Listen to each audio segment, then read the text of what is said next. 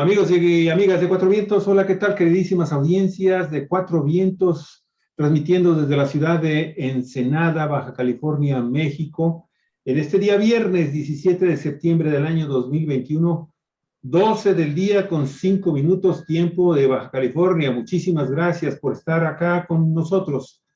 Les pedimos lo de siempre. Si les gusta el programa, ya saben, compártanlo, denos un me gusta, un like, como le dice la comunidad internacional mundial de Internet.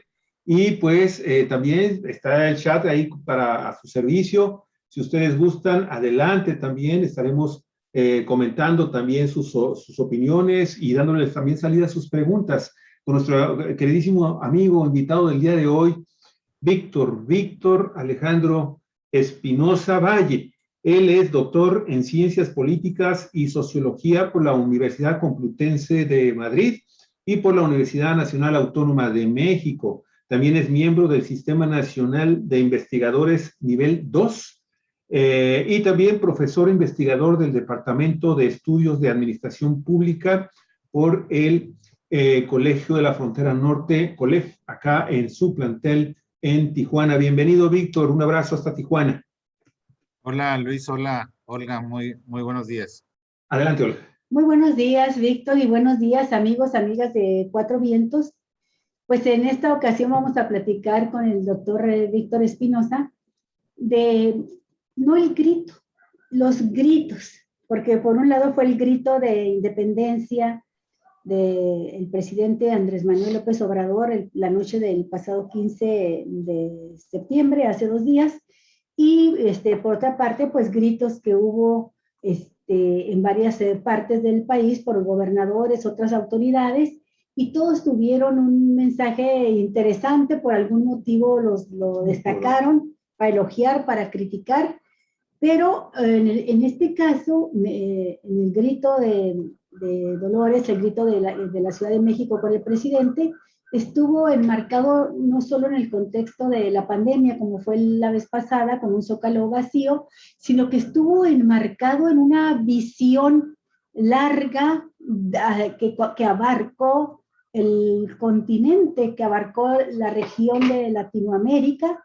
y que se distinguió también, sobre todo el día siguiente en el desfile, los discursos del desfile, por la presencia del presidente de Cuba, pero por el discurso también que pronunció ahí el presidente Andrés Manuel López Obrador, y que sucede todo esto pues casi en la víspera de una reunión importantísima, la cumbre de los países de América Latina y el Caribe, que se va a celebrar mañana ahí en el Palacio Nacional, donde están en agenda varios temas de interés fundamental para la defensa de la autonomía, la soberanía de los pueblos, de las naciones, y en primerísimo lugar también seguro va a destacar pues una posición respecto a lo que ha sido y es la Organización de los Estados Unidos de América, la OEA, y los conflictos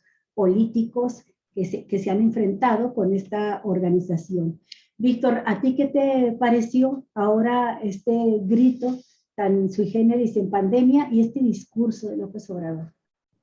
Bueno, habría que decir que en términos de realización de producción, el grito del 15 de septiembre en el Zócalo, pues hubo un despliegue de tecnología, me pareció sobrio, me pareció muy adecuado, ¿no? Dado el contexto de la pandemia, no había gente, solo muy poca gente, ¿no? No había el clásico, aquellas, ¿se acuerdan ustedes con los otros presidentes que se hacían las vallas, aquellas? El besamanos, mis favoritos, el besamanos. Era el momento de lucir los modelos, ¿no? De marca, era todo un glamour, ¿no? Que acompañaba, incluso en el palco presidencial, se sumaba toda la familia, ¿no? Y veíamos ahí, recuerdo, a la familia de Enrique Peña Nieto, ¿no? Y ahora estuvieron en todo momento nomás la esposa del presidente, Beatriz Gutiérrez Müller, y él. Y en el otro balcón estaba, pues, tres personajes, ¿no? El nuevo secretario de Gobernación y su mujer, estaba Marcelo Ebrard y su esposa, y Claudia Sheinbaum, y un acompañante que no sabía Novio. bien, ¿eh? Su novio, mi estimado Víctor. Pues ha de haber sido el novio, el futuro primer damo, si ella es la agraciada, ¿no? Y bueno, muy simbólico también ese palco, ¿no? Había miradas ahí de que de ahí saldría el futuro presidente o presidenta de la República, ¿no? Entonces, presidente, perdón, aunque sea femenino, es Claro. neutro, Ajá. y entonces se dice presidente Claudia Sheinbaum, ¿no? Si acaso, La si acaso presidenta. resulta, ¿no? La presidente. Entonces, bueno, fue pues a mí me gustó mucho el espectáculo de luces, el mensaje que se, transmitió en la pirámide del Templo Mayor que se había hecho ahí enfrente del Palacio. La intervención de Lila Downs me fascinó con la canción Latinoamérica de Calle 13, por cierto, ¿no? Magnífica interpretación, es decir, no les llovió y eso es muy importante, ¿no? Casi siempre llueve a cántaros esa noche, ¿no? En fin, pero por otro lado tuvimos pues quienes quieren quedar bien con el presidente, y yo creo que al presidente no le gustaría mucho que alguien diera el grito y lo mencionara. Yo creo que no le hace ningún favor a estos gobernadores que gritaron, o representantes. El caso más típico fue o más difundido Difundido. fue el de Isabel Arvide, ¿no? La embajadora de México en Turquía, que gritó vivas a Andrés Manuel. Y ustedes lo tuvieron también ahí en Ensenada, ¿no? Su alcalde Híjole. fue pródigo en elogios al mejor gobernador de México, al presidente, etcétera, Ay, ¿no? ay, ay. Yo Puras creo que babosadas, mi estimado. Puras vergüenzas Puras ajenas, puras babosadas. penas ajenas. esas cosas no le hacen bien a nadie. Yo creo que menos al presidente, a la 4T, pues no, yo creo que están de más. Yo creo que es un error que hayan hecho eso, ¿no? Y algo muy interesante que también sucedió fue que algunos gobernadores, por ejemplo, David Monreal tenía 3 días de gobernador, y le tocó la ceremonia, pero el caso más que acababan de darle posesión fue a Laida Sansores. En Ese Campeche. mismo día asumió la gubernatura y ya le tocó el grito, ¿no? En un caso muy interesante, porque recordarán que fue una impugnación de Movimiento Ciudadano y ordenaron el Tribunal Electoral del Poder Judicial de la Federación un recuento total. Yo no recuerdo en una elección de gobernador un recuento. Sí ha habido elecciones que se han, la palabra es anulado, ¿no? En Colima, por ejemplo, en 2015, en 2018 en Puebla, y se ha ordenado elección extraordinaria, pero no recuerdo una elección de recuento total. A lo mejor ustedes sí. No, Pero No, no, pero además, sin que haya habido directamente una petición de parte de los partidos políticos, sino como una decisión del tribunal. a partir de una impugnación del Movimiento Ciudadano. En fin, ¿Sí? eso postergó la toma de posesión, se ratificó el triunfo, ya no hubo nada que hacer, y bueno, Campeche es gobernado por primera vez por una gobernadora que no es del PRI, lo cual resulta muy interesante. Por cierto, es el estado de mi familia paterna, ¿no? Mi padre nació en un pueblo que se llama Palizada, Campeche. Precioso lugar, bonito, yo lo Sí, conozco. es pueblo mágico también, Sí, ¿no? pueblo mágico. O sea, Precioso mi pueblo padre mágico. nació en pueblo mágico y mi madre también. Entonces, Mira, por de veras, ambos pues lados, Tecate. Híjole. sí, mi madre nació en Tecate, entonces, por ambos lados procedo de pueblos mágicos.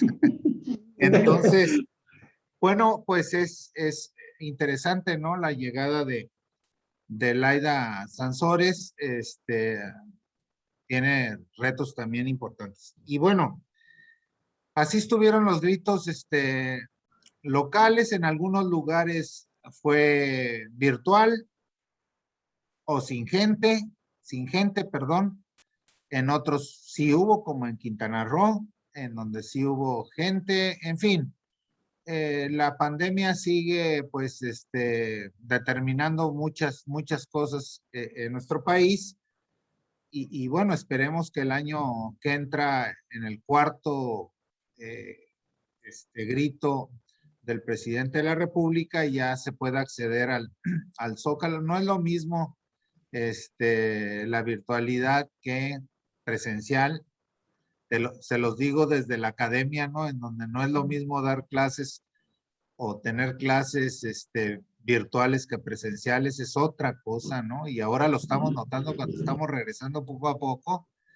Es incomparable la posibilidad de transmisión, de diálogo, de contacto en las escuelas de manera presencial que de manera virtual. Pero en fin, eso fue, y bueno, desde días antes había pues toda una discusión pública, ya sabemos más o menos los bandos y los argumentos en torno a la invitación que se le hizo al presidente de Cuba, Miguel Díaz-Canel,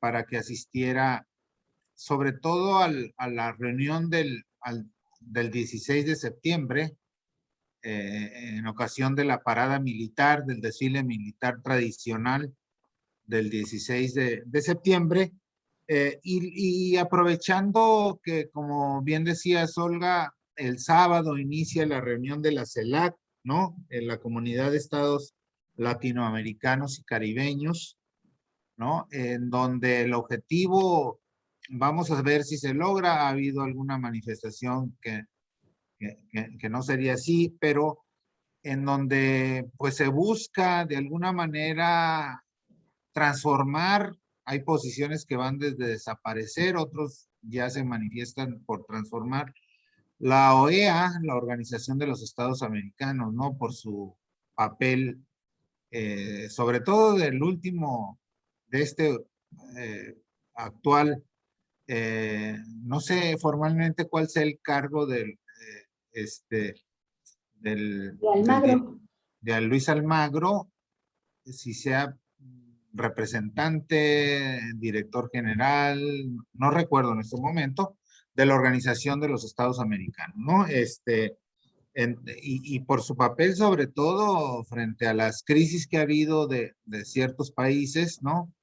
Entonces, el presidente de la República, Andrés Manuel, se ha manifestado por la desaparición y esta ha sido la posición de Marcelo Ebrard, de México, que sin duda pues tiene un papel muy importante, ¿no?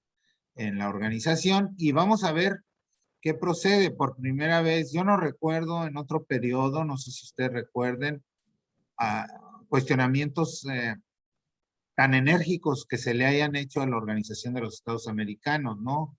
Sobre todo por el papel, insisto, de Luis Almagro, que ha sido muy controversial, ¿no? Por decirlo menos.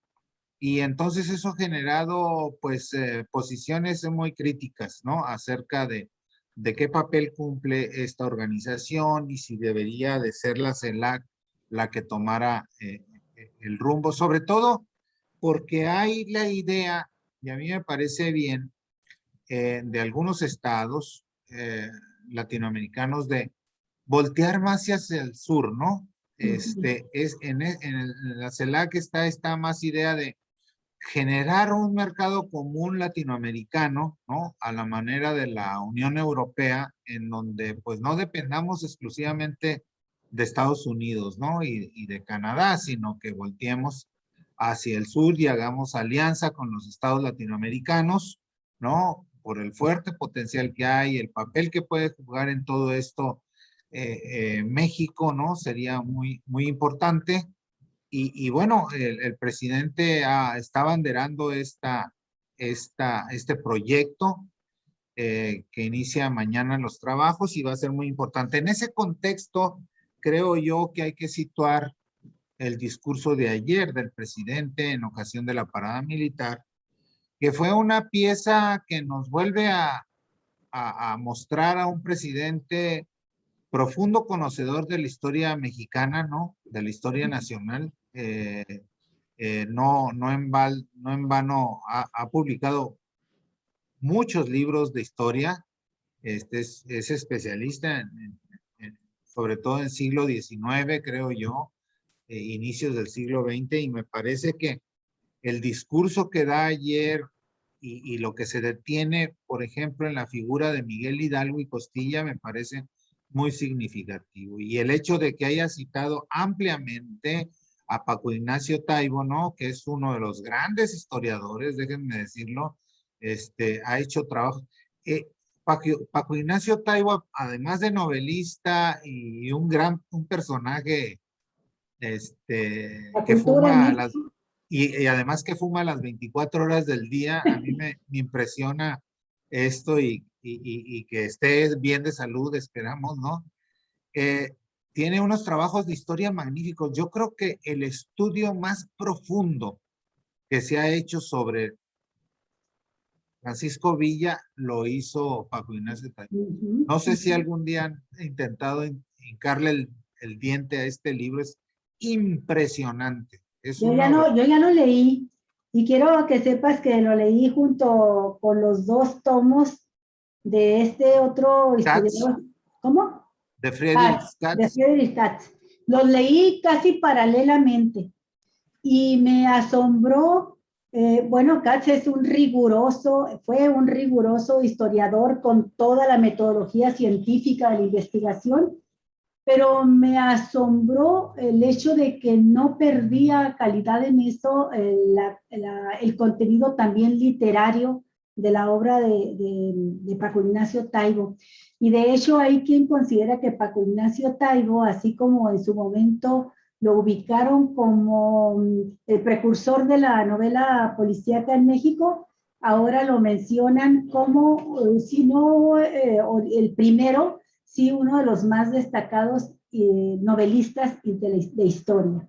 Así está considerado. Ese libro es una investigación monumental sobre Francisco Villa.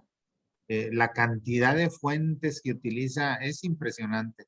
El trabajo. Y tiene otros trabajos, otra novela, el de Bolcheviques, ¿se acuerdan? Sí, el de Bolcheviques, tiene la biografía del Che Guevara. Del Che Guevara. Es un gran historiador, un gran novelista. Es mítico su personaje de la novela, el personaje que creo de Fernando Velo Ascarán, ¿no? Sí, el personaje de la novela policíaca. De la novela policíaca, en fin. Bueno, cita ampliamente el presidente cómo le llamaban a Miguel Hidalgo, ¿no? Sus enemigos, cómo hicieron escarnio de él, cómo exhibieron la cabeza de Hidalgo por 10 años, ¿no? Públicamente. Adentro de una jaula colgada de la Alhóndiga de Granaditas. En la Alhóndiga de Granaditas en la ciudad de Guanajuato. En fin, y él dice algo ahí muy interesante, que por qué es más importante festejar o conmemorar el aniversario del grito de independencia, ¿no? Del inicio de la independencia en 1810, que el de la consumación en 1821, ¿no? Y entonces habla por este rompimiento con la esclavitud, con el vasallaje, con la idea de libertad, etc. En ese contexto, él hace el discurso sobre Cuba que, desde luego, era evidente que los exiliados, que los críticos de Cuba, pues no iban a estar a favor. Pero yo creo que si uno lee con la clave esta del hígado, digamos, el discurso, pues sí, saca esas conclusiones. Si uno lo lee en el contexto de una política exterior en clave de diplomacia, es un gran discurso en términos de que no está diciendo que apoya la dictadura o los métodos, ¿no? Incluso lo menciona, ¿no? La falta de elecciones, etcétera. Pero él habla de lo que ha significado el bloqueo para Cuba. Y yo siempre he estado convencido, Olga, que si realmente hubieran sido astutos los norteamericanos, Estados Unidos y sus aliados, y no hubieran desbloqueado a Cuba, el cambio de régimen ya se hubiera dado. O sea, es más, yo creo que haberse abierto más rápidamente al exterior hubiera generado pues obviamente, la posibilidad de intercambiar relaciones diplomáticas, políticas, ideológicas con el exterior, hubiera llevado más rápido los cambios. Pero el régimen se cerró por el bloqueo, obviamente. O sea, no te queda otra más que, si te están atacando, si estás bloqueado, de buscar, digamos, en una ideología de unidad, de identidad, de buscar estas fuentes para sobrevivir. Y eso es un poco lo que está atrás del discurso de Andrés Manuel, creo yo, ¿no? De decir, la resistencia, porque sí, 63 años de resistencia a un bloqueo se dice fácil, pero es muy complicado. Yo creo que si no hubiera habido esta unidad, etcétera, ¿desde cuándo se hubiera sublevado el pueblo cubano, ¿no? Entonces, yo creo que esto lo deberían entender. El mensaje, por ejemplo, que da la petición que le hace a Joe Biden, el mensaje que da de reconocimiento por lo que sucedió en Panamá a Jimmy Carter, son muy importantes, ¿no? Yo creo que dio una gran lección de diplomacia, ¿no? Y en ningún momento yo escuché que haya justificado la violación a derechos humanos, que es por donde se va la oposición, sino qué se puede hacer en este momento para, digamos, hacer avanzar y modernizar. Y lo que debe de entender la oposición es que, yo insisto, entre más rápido se modernice, se desarrolle Cuba, más rápido se podría llegar a una democracia política procedimental, ¿no? ¿Desde cuándo se hubiera dado? Pero bueno, las razones se fueron por la vía del hostigamiento, del bloqueo, y creo que son estas las consecuencias, tratar de doblegar a un pueblo, y eso te hace encerrarte mucho más en tus convicciones profundas y políticas e ideológicas y radicalizarte. Cuando sientes una amenaza externa, es más probable. Eso le pasó mucho a España. En España, hacia finales de la dictadura, se empieza a abrir España y empieza a resquebrajarse la dictadura, porque llega el Plan Marshall y empieza a llegar gente de fuera, influencias de fuera, turistas, se empieza a abrir la economía, etcétera, a haber intercambios, y eso lleva de manera natural a una modernización política también, ¿no? Entonces, yo creo que esto no lo supieron leer los enemigos de Cuba, lo siguen sin leer, porque todo es cerrarse y decir México apoya la dictadura y entonces vamos le das, agarran más ¿cómo se dice? Balas los enemigos del gobierno mexicano diciendo que, ven, esa es la prueba de que vamos al comunismo, etcétera, sin entender, ¿no? Sin analizar un discurso, digamos, que a mí me pareció una pieza de un discurso muy bien hecho, muy bien pensado, digamos, ¿no? Un mensaje para Estados Unidos muy interesante, ¿no? Sí.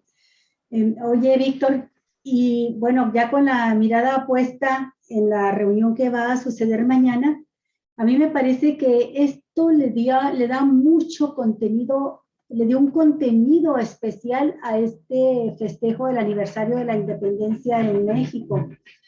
Creo que no hay otro país como México Sí, ¿no? que tenga una ceremonia tan bonita Simbólica, del sí. Día del Grito. El grito en sí es toda una leyenda, siempre nos emociona a los mexicanos y nos da un signo de distinción a nivel internacional como parte ya de la naturaleza cívica, pero con muchos rasgos también, vaya, de espectaculares, ¿no?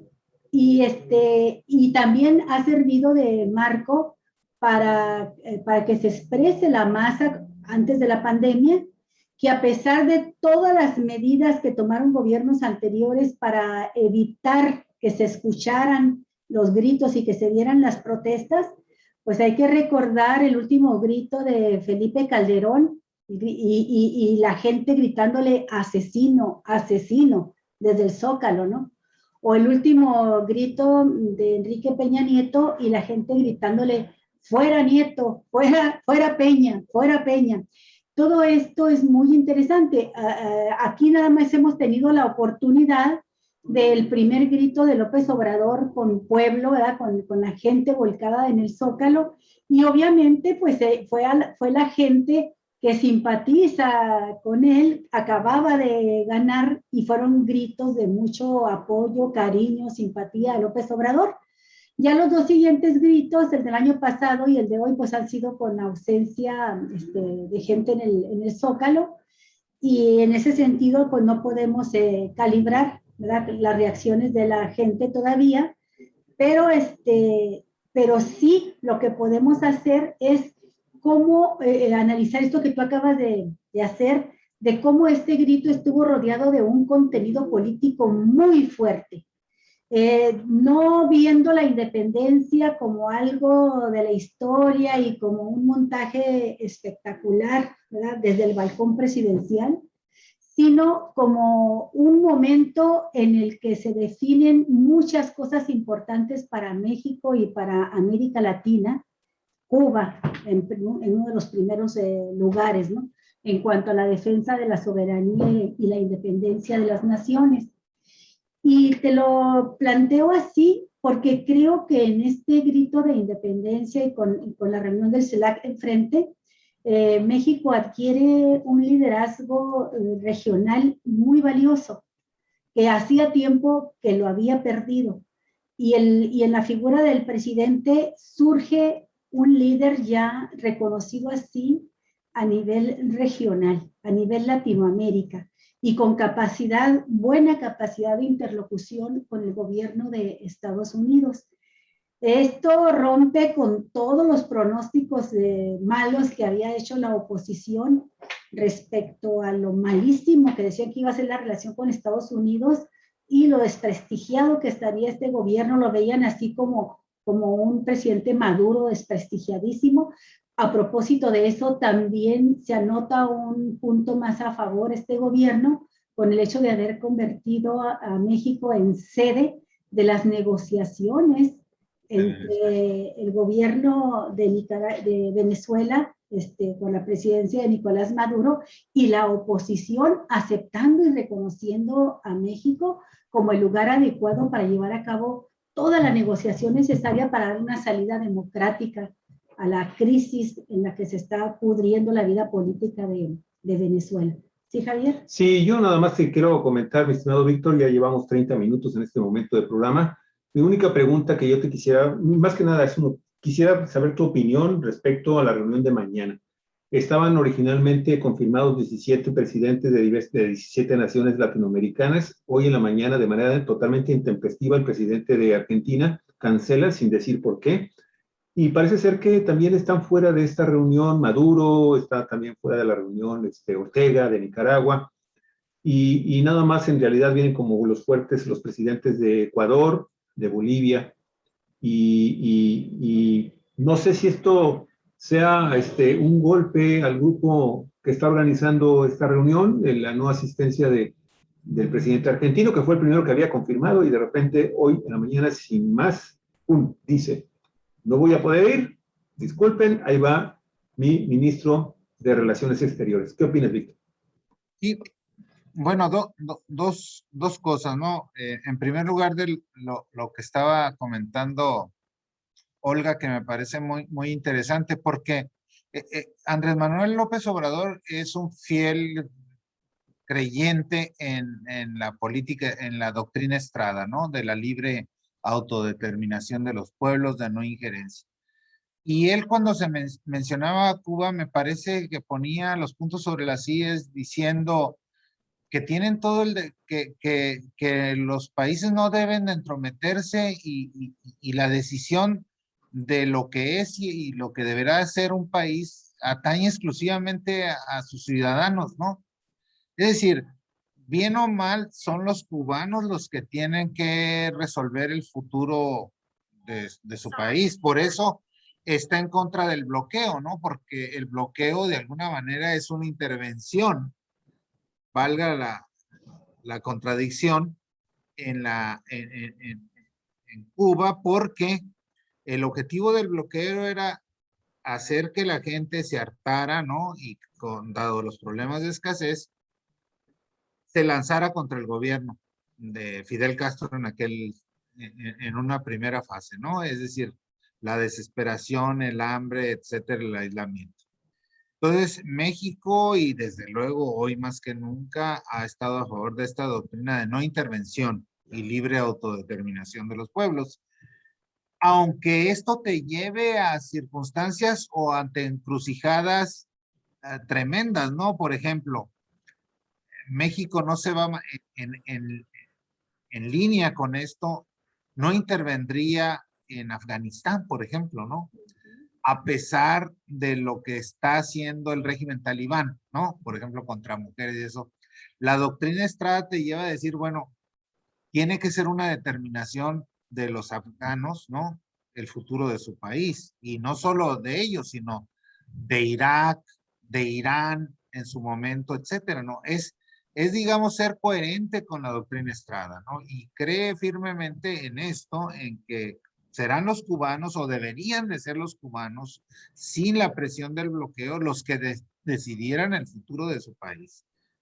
Me parece que esto es esencial y México lo seguirá defendiendo, ¿no? Que sería un cambio abrupto y una irresponsabilidad que ahora nos convirtiéramos en injerencistas, ¿no? Por eso la crítica a la OEA, ¿no?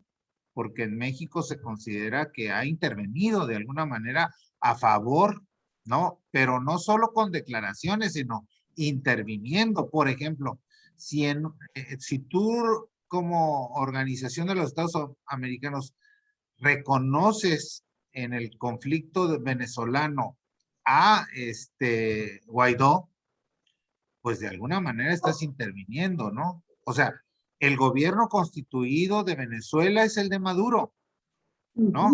Porque llegó incluso por las vías establecidas por la Constitución venezolana. Y así en el caso de otros, no se trata de que haya un golpe de Estado y entonces se apoya a los golpistas o a quienes resultaron agraviados. En este caso se puede manifestar, pero el gobierno de México nunca ha dicho vamos a intervenir, ¿no? Y eso es lo que está, digamos, de alguna manera defendiendo en su discurso de independencia, y por eso hace tanto énfasis en su discurso en el valor de la independencia, ¿no? Y de la autodeterminación de los pueblos. Y en segundo lugar, lo que pregunta Luis, pues mira, hay cosas que escapan al conocimiento de un simple humano como De nosotros. un O sea, analista en un Tijuana, un analista, analista Un geopolítico. doctor en sociología y conocedor de un geopolítica. analista de provincia, etcétera, ¿no?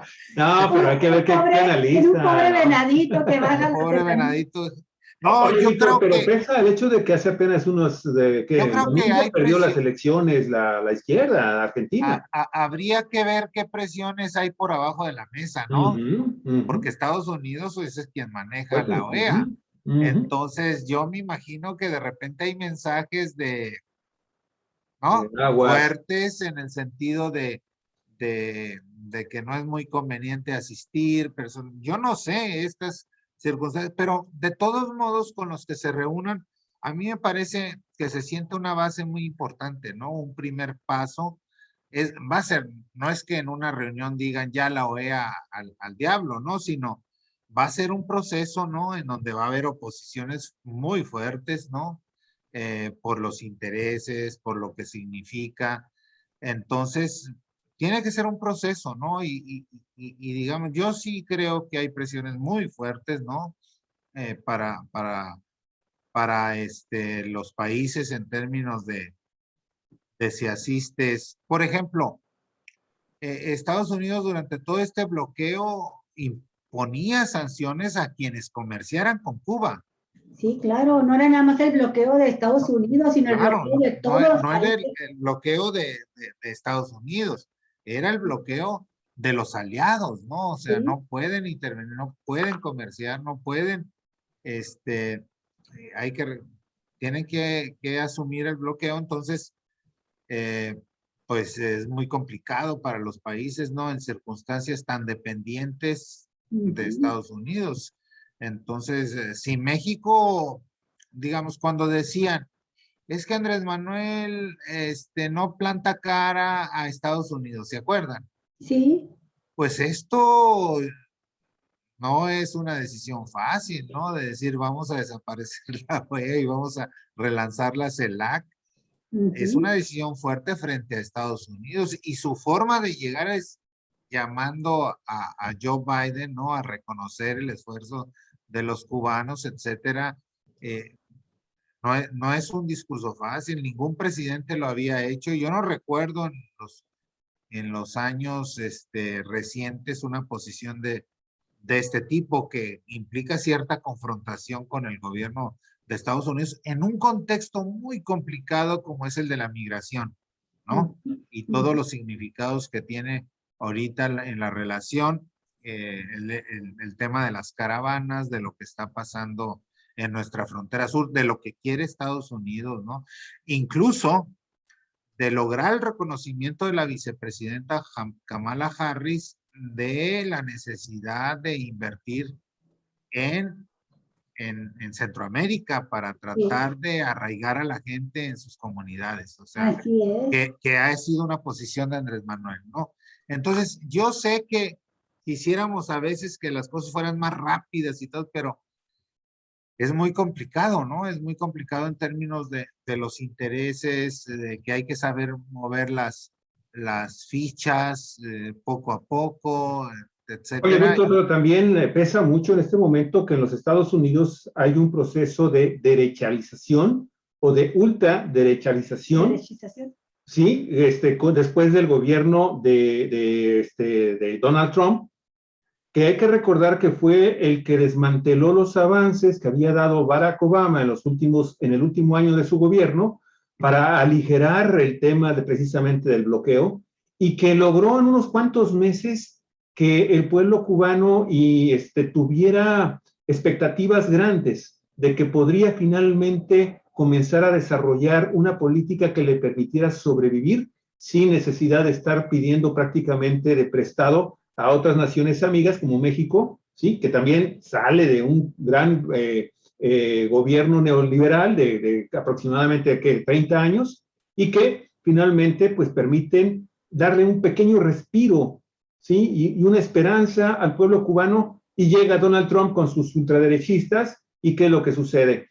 Rompe ese inicio, esa gestioncita que se estaba haciendo a favor de romper ya con ese embargo realmente vergonzoso ¿Y qué sucede con Biden? Biden recibe la orden abrumadoramente mayoritaria de los representantes de 120 y tantas naciones en la Organización de Naciones Unidas para que levante el embargo, y Biden dice, no, yo no voy a levantar el embargo junto con Israel, y se pasa por el arco del triunfo esta nueva, que no es la primera ocasión, en que Naciones Unidas, de manera abrumadora, dicen, Estados Unidos, levántale ya ese embargo, pero como bien tú dices, pues el dueño del mundo amenaza con tomar represalias en contra de quien esté en contra de sus intereses.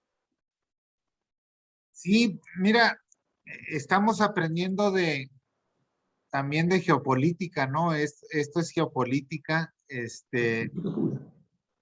Yo creo que el gobierno de Donald Trump causó muchos atrasos, ¿no? Por esta visión tan autoritaria, tan cargada hacia un lado, tan poco diplomática, porque ¿se acuerdan ustedes lo de los aranceles y como nos Sí, puso a temblar y cómo nos apergollaron con eso? Sí. Y todavía había quien decía, no le van a hacer el trabajo sucio a Donald Trump en la frontera sur. Nos hubiera sumido en una crisis espantosa. Claro, y eso que no había pandemia, ¿eh? Imagínense con lo que hubiera pandemia, con el sucedido bloqueo, más la pandemia. Entonces son decisiones tremendas que tienen que tomar de repente los gobiernos frente a una realidad geopolítica como la que estamos. O sea, somos vecinos del país más poderoso y con un gobierno como el que tenía en ese momento, que es muy probable que regrese, ¿eh? O sea, es impresionante lo que dices, Luis, de el sentimiento proderechista. Ahí está, si uno ve los datos de las elecciones, pues obtuvo muchísimos votos y la sociedad norteamericana está muy, muy, muy dividida. ¿Qué si no? Todos estos movimientos contra antivacunas, todo esto es gente muy conservadora, ¿no? Y que en determinado momento, pues puede significar en 3 años, en menos de 3 años, el regreso de un gobierno encabezado por Donald Trump. Entonces, dos hechos rapidísimos, mi estimado Víctor. Uno, el Departamento de Estado de los Estados Unidos acaba de decir en su reciente informe sobre la seguridad nacional que ya los grupos terroristas del extranjero ya no son el número 1 en las prioridades de seguridad nacional. Son estos grupos, precisamente estos grupos, el terrorismo interior proveniente de la ultraderecha de Estados Unidos. Y segundo, en este momento, imagínate a Joe Biden. Acaba de salir vergonzosamente Estados Unidos de Afganistán. ¿Tú crees que en este momento está interesado en soltar a Cuba? Pues es muy difícil saberlo, pero la experiencia de Afganistán puede ser a favor. A favor. Así es, a favor de este proceso. Un espejo, digamos. Estados Unidos ya valoró, después de 20 años, que fue un fracaso Afganistán. Sí, pero está enormemente presionado por estos grupos de ultraderecha. Tú sabes lo que significa los cubanos, entre comillas, en todo el estado de Florida, mi estimado. Y el estado de Florida, es uno de los electorales más importantes de Estados Unidos. Tienen peso político y económico, ¿no? Aparte. Pero, digamos, lo que planteas, habría que reflexionarlo. Es decir, hay que ver cuál es la correlación de fuerzas en Estados Unidos para una decisión que puede ser un proceso, ¿no? Como el que estaba llevando a cabo Obama, ¿no? Restableció los vuelos, ¿no? A eso me refiero, es una apertura poco a poco que va permitiendo, ¿no? Ese es el camino, pues. En ese sentido, por eso se interrumpió terriblemente con Donald Trump, ¿no? Pero eso estaba permitiendo generar lazos, Congeló, Víctor. Déjame salgo. Sí, por favor. está la ultraderecha, está la derecha, pero también está la ultraderecha. Y está en Estados Unidos y está aquí, ¿eh? O sea, en México lo hemos visto en los últimos tiempos, ¿no? Digo. Creo, Víctor, que precisamente por eso cobra más fuerza, más relevancia el hecho de que se esté impulsando esta iniciativa para reactivar la CELAC y volver a crear un bloque de unidad política, comercial en Latinoamérica. Y esto pienso que lo ha visto con mucha claridad López Obrador.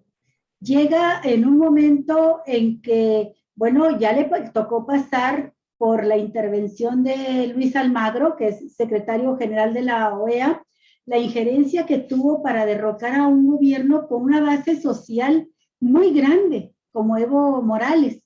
Tan grande la base social hacia su partido que le permitió que el gobierno impuesto con un golpe de Estado no durara ni un año. Entonces, López Obrador tiene que ver seguramente, bueno, qué significa la OEA y la capacidad junto con los grupos internos y externos de derecha para un gobierno democrático y la necesidad de blindarse en base a la unidad de todos estos países latinoamericanos que han sido víctimas de golpes de Estado de todo tipo, pero uno que se está elaborando con mucho cuidado desde hace ya años es este proceso de desgaste, de descalificación de los gobiernos democráticos con la intervención de organismos como la OEA para impulsar a los medios de comunicación, a organizaciones civiles proempresariales, y ve que es un fenómeno regional, que lo que le está sucediendo a México le sucedió a Argentina, le sucedió a Lula en Brasil, y dejó sin liderazgos de momento importantes a la región, y en ese contexto surge el liderazgo de López Obrador, porque siento que toma el toro por los cuernos. Hay que irse de inmediato al pasado muy inmediato, al contexto muy inmediato anterior a esta reunión de la CELAC que tendremos mañana.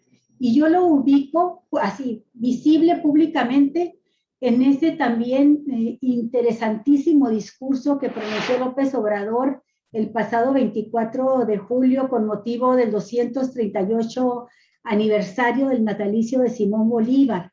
Fue en el marco de este discurso donde por primera vez él reconoce que independientemente de que coincidas o no con la Revolución Cubana, tienes que reconocer el heroísmo, la dignidad del pueblo de Cuba que durante más de 60 años ha resistido un bloqueo que si nos lo planteamos en México, y no sé cuántos días, horas, quizás semanas pudiéramos aguantar, si nos han impuesto los aranceles, por ejemplo, por no frenar el flujo migratorio que ordenó Donald Trump.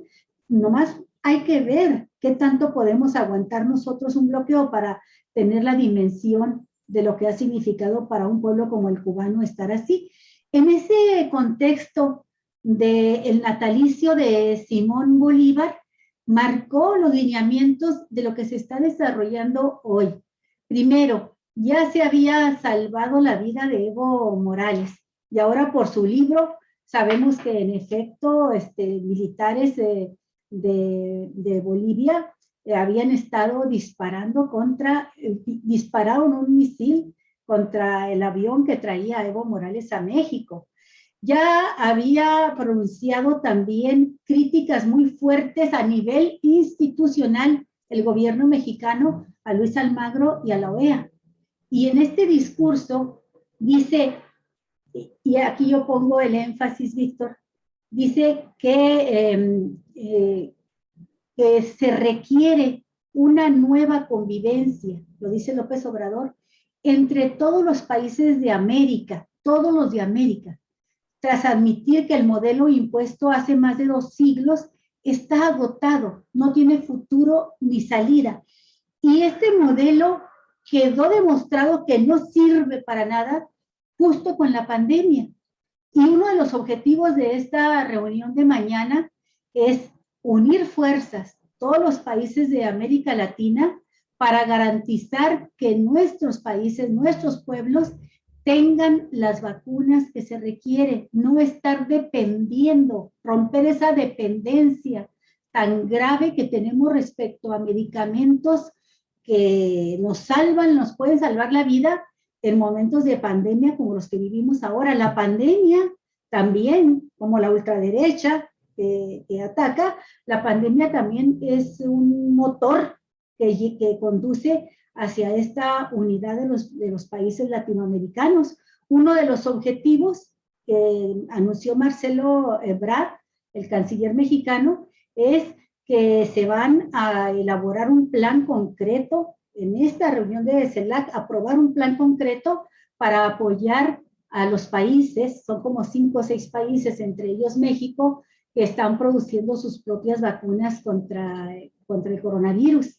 Entonces, estas condiciones, precisamente en que vivimos ahora, no nada más el saqueo de nuestros recursos, la depredación, la opresión política, económica, como nos sucedió con la corona española y que motivó la guerra de independencia, sino que continuó con el imperio estadounidense y provoca estas luchas de los pueblos por defender sus recursos, su soberanía, pues es lo que está agudizado con la pandemia, permitiendo que, estoy de acuerdo contigo, con los que asistan, porque hace años que no se reúne la CELAC, con los que asistan se pueda partir de ahí en adelante para un proyecto muy interesante de unidad de Latinoamérica y una nueva relación con Estados Unidos, no estar negociando de a uno por uno con Estados Unidos.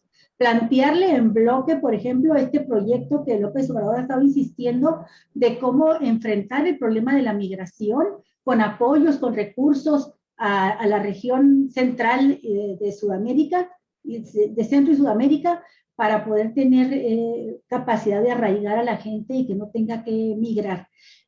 Impulsar lo de la vacunación y, por supuesto, va a ser fundamental terminar con la OEA y terminarlo como un peligro constante de injerencia extranjera en los procesos nacionales de los pueblos por darse sus gobiernos que ellos decidan.